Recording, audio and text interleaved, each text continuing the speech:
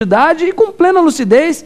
Miguel Reale quase chegou nos seus 100 anos de idade com absoluta lucidez, uma lucidez impressionante para quem acompanhava seus artigos na área do direito, não só do direito civil, mas também na área da filosofia. Observe por que uma pessoa com 60 anos tem que ser tratada como incapaz, como uma pessoa que não pode escolher o seu regime de bens. Professor, e a minha herança? Oh, meus amigos, isso aqui dá até raiva de comentar, quando vem com um argumento desse. E a herança dos filhos? Herança, meus amigos, existe quando a pessoa morre. 60 anos a pessoa não está morta não, 60, 70, 80. Está vivo, está em plena lucidez, tem que ter o poder absoluto sobre a sua vida e sobre os seus bens. O artigo 1640 do Código Civil, 1641, inciso 2º do Código Civil, é sem dúvida alguma, a nosso ver, inconstitucional. Aliás, isso aqui é praticamente unânime entre os autores do direito civil constitucional. Pecou o legislador. TJ do Rio Grande do Sul já tem alguns julgados, reconhecendo a inconstitucionalidade do dispositivo. O próprio Conselho da Justiça Federal, enunciado 125, estabelece que é inconstitucional o dispositivo. Então, veja, há inclusive projetos de lei que pretendem o quê? Retirar ele do Código. É absurda a hipótese.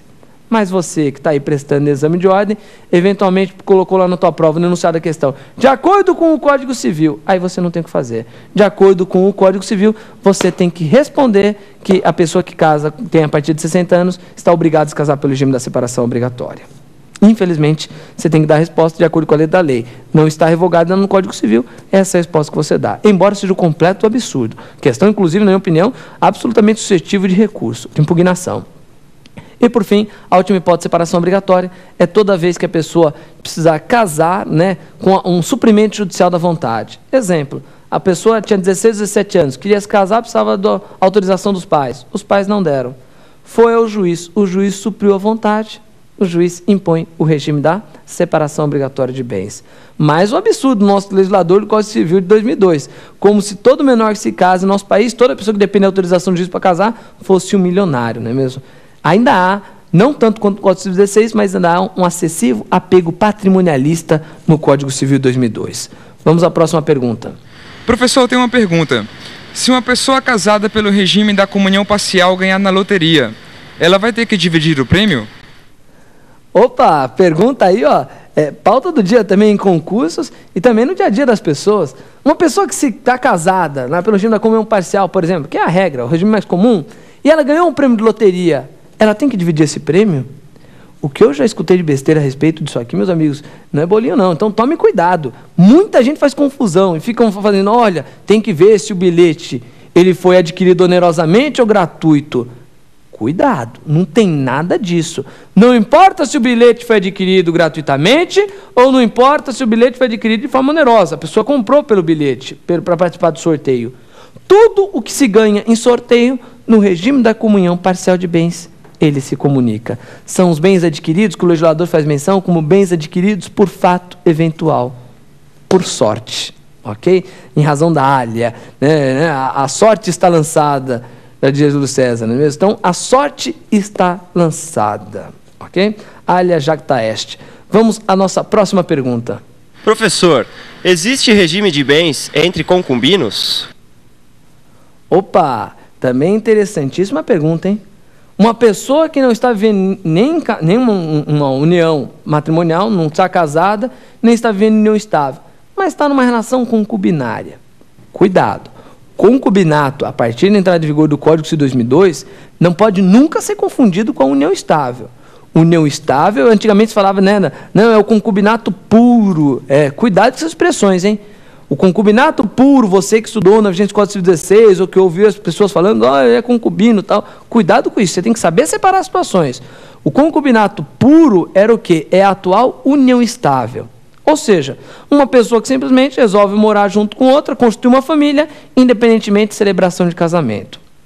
Agora, o concubinato impuro, que atualmente nós denominamos tão simplesmente de concubinato, cuidado, porque o concubinato, esse aí da atualidade, ele é uma situação não desejada pela lei. Vamos dar um exemplo? Um pai resolve fazer o que acontece lá nos Estados Unidos entre Woody Allen e uma filha adotiva dele. Todo mundo já viu esse exemplo. Um pai resolve pegar e se casar com a filha adotiva, ou não adotiva, filha natural aqui no Brasil. Ele pode? Vem o Código Civil e fala, não, de jeito nenhum. Ascendentes não pode se casar com descendente, um pai não pode se casar com a filha, um avô com uma neta, e pode ser avó com neto, não, de jeito nenhum. Bisneto com o bisneto com o tataravô, nenhuma situação eu permito em nosso país dessa forma. Casamento entre pessoas que estão na mesma linha de descendência e ascendência. Descendentes não podem se casar de jeito nenhum com ascendentes. Poxa, professor, se eles não podem se casar, eles podem pelo menos viver em união estável? O legislador diz que não. Meus amigos, toda vez que nós temos a tentativa de uma construção de família entre pessoas que estão impedidas de casar lá pelo 1521 do Código Civil, nós temos uma relação concubinária. Não é desejado. Ou você acha que interessa à sociedade que pais tenham casos amorosos com os seus filhos? Que o irmão tenha uma relação amorosa com a sua irmã, não importa se unilateral ou bilateral, dos mesmos pais, ou somente do pai, ou somente da mesma mãe, não importa. O direito, a sociedade não interessa essa relação. Né? Fora a complicação da moral, e nem é nenhuma discussão de moral tola, não. É uma moral familiar, não precisa nem entrar no aspecto religioso, é a própria moral familiar. Há a questão também dos filhos que podem nascer defeituosos. Por que na história da humanidade nós temos tantos reis, rainhas loucos? Por um motivo muito simples. Eles casavam muito irmãos, pessoas muito próximas, um irmão com outro, a chance de nascer filhos com alguma forma de deficiência, sobretudo mental, é gigante. Não interessa então à sociedade essa relação. Quando pessoas que estão proibidas de casar passam a viver como se fosse marido e mulher, isso, como regra geral, não é união estável, e sim concubinato. E entre concubinos não há regime de bens. Ficou bem claro isso aqui? Vamos lá? Você que ficou com qualquer dúvida a respeito dessa aula, né, fique aí tranquilo, anote o nosso e-mail e mande a sua pergunta, provafinal@lfg.com.br. No próximo bloco, meus amigos, X da questão, iremos responder a duas questões que foram exigidas em exames anteriores. Não saia daí.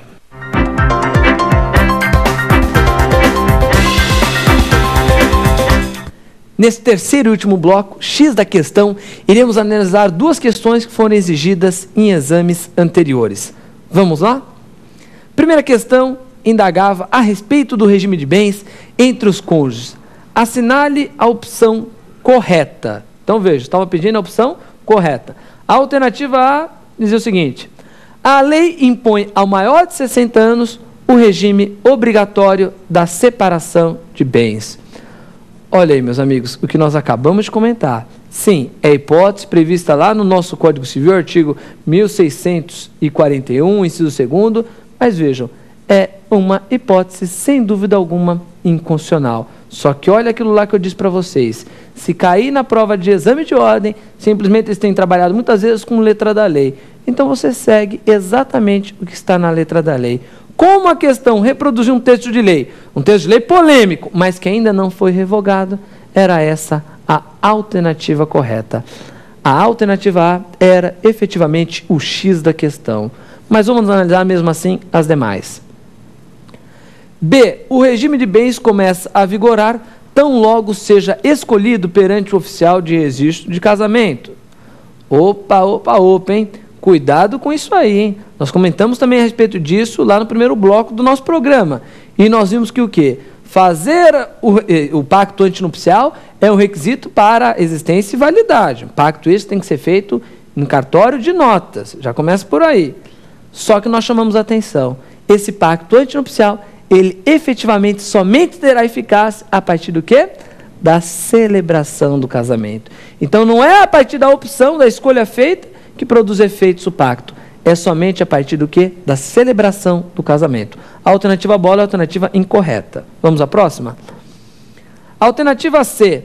A administração dos bens próprios só é possível quando adotado pelos cônjuges o regime da separação de bens. Cuidado com isso aqui, hein? A administração dos bens próprios, veja o que está dizendo a questão, a administração dos bens próprios só é possível quando adotada pelos cônjuges de separação de bens. Cuidado. A alternativa está incorreta, por quê? Porque independentemente de qual seja o regime de bens, o cônjuge tem o direito sempre de administrar pessoalmente os bens próprios, ok? Então a alternativa C também é uma alternativa incorreta. Vamos à próxima. A alternativa D. é sempre necessária para a alienação de bem imóvel a autorização